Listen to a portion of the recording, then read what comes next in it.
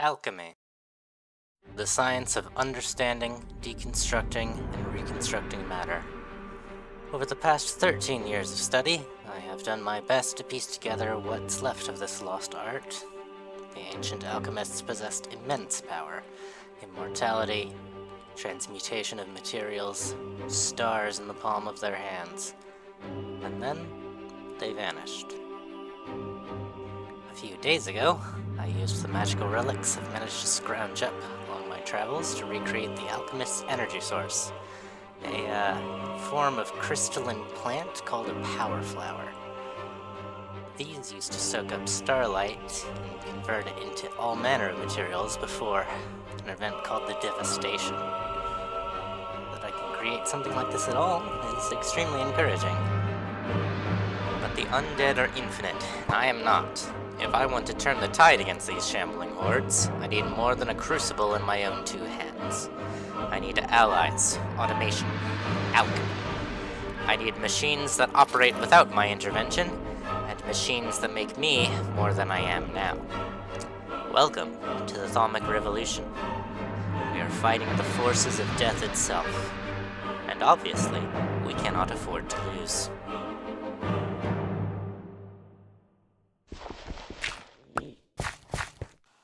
Oh, good, you're still here.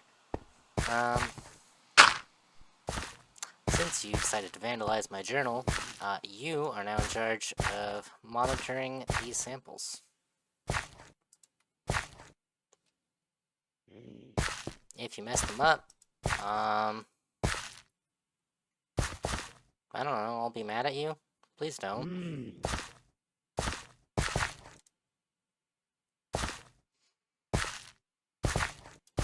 And air goes there. Yeah. Keep an eye on the biological. I'm going to go work on mechanical alchemy. See if that has any better luck.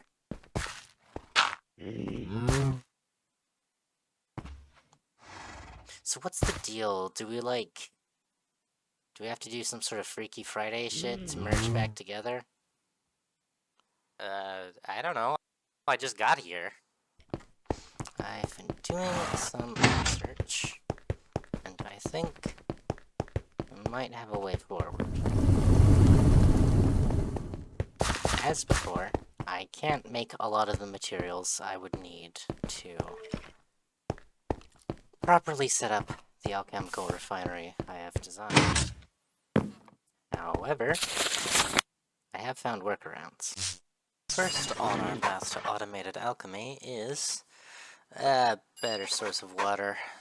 Rain barrels won't be sufficient, and they take so much space. We can do better.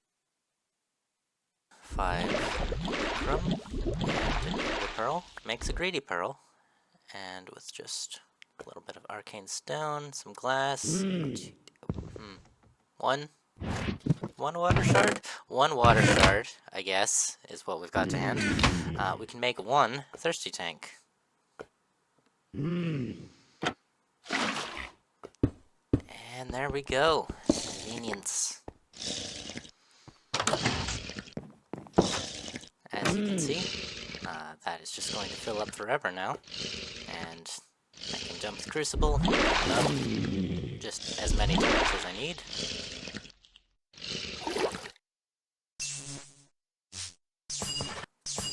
I needed a break from research. So, I unloaded this month's shipment and threw together some basic shelving.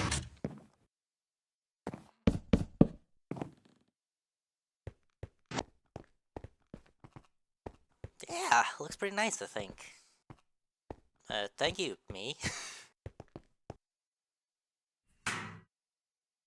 I'll be needing a workshop, but for now this'll do. Just need even more compact storage.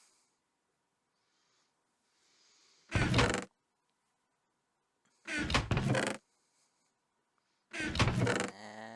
there we go. I'll move it in.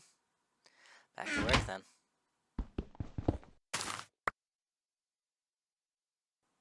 Alright, modus seeds. Starting to get somewhere. Plant these here. Before I make that other tank... okay, this is gonna sting. Okay, here we go. A little more, maybe. Yep! Ah! Anyway, alchemical labware needs rubber for its caps. Worded jars are going to be essential going forward. Make a few alembics. Hope I have enough for this. Ah, well. Iter! 1 down! 6 to go. So I just need to gather the primals. Potentia, 2 down. Getting there, getting there. No luck. There they are. Stone seems to have magical power beyond what it really should. It's just rock, isn't it? It's just rock. But there we go. Herba. You know, honestly, I don't think this one's going to be all that useful. I was trying to make Bastia, but whatever. I guess we'll just make a new one later for that. I'll just stick these over here. Yeah. Whatever. Fantastic!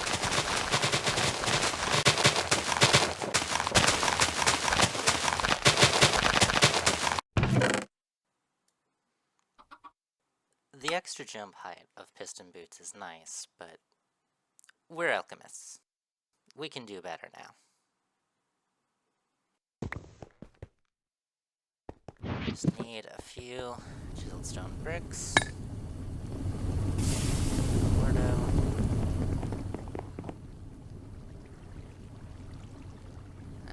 This is gonna make a little bit of salis before it fills up, but that's fine. Still going. Still going. I mean, salis is nice.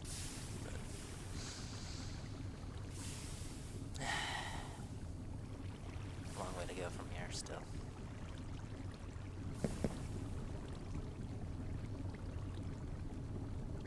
Alright, that's enough.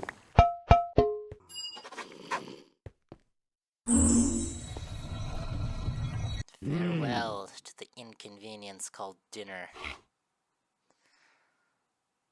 And hello to Tube Madness.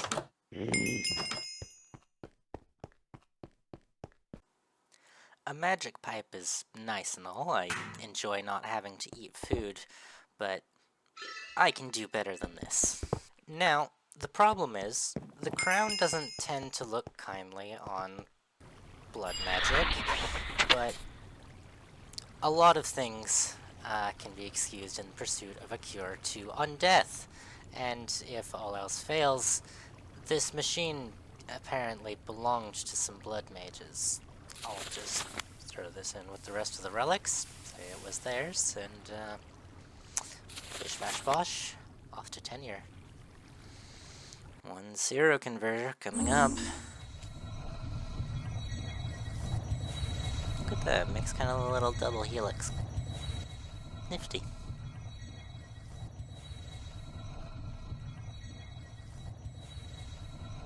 It's nice to just have a peaceful night like this. Just tending the altar, making sure everything goes fine. Watching the stars.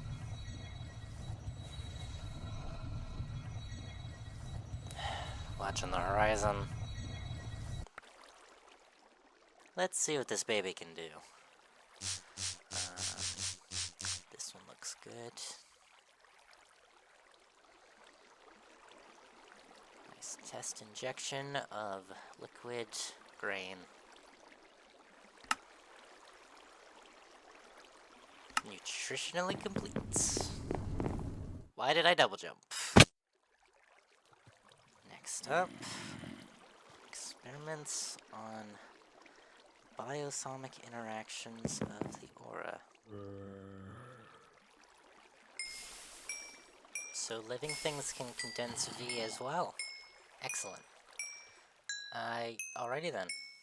Yeah, in that case, I'm gonna need a lot more of these.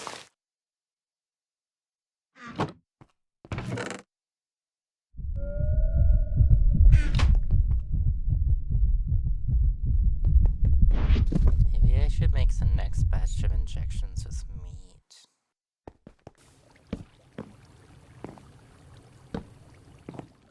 Ow.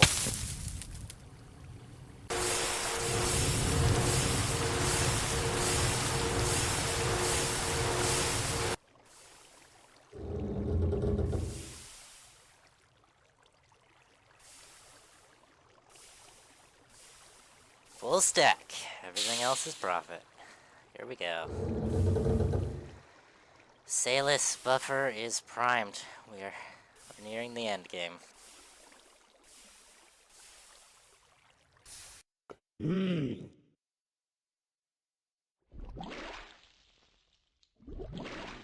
Look at this. It's more.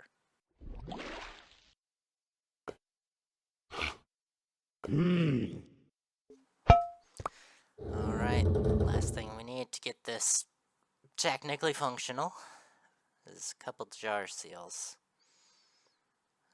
Probably need a lot of these going forward, actually, but, you know, this will get us started.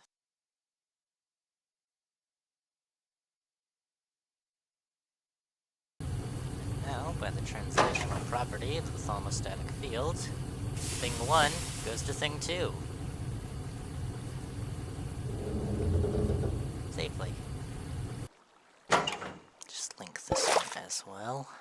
And with this final seal, all I have to do to make more salis mundus, and therefore all the shards, is just feed in the inputs. We've done it. Automated alchemy. Technically. The place is kind of a mess, but it's coming along. The scaffolding that'll build into a proper lab with time. Ah!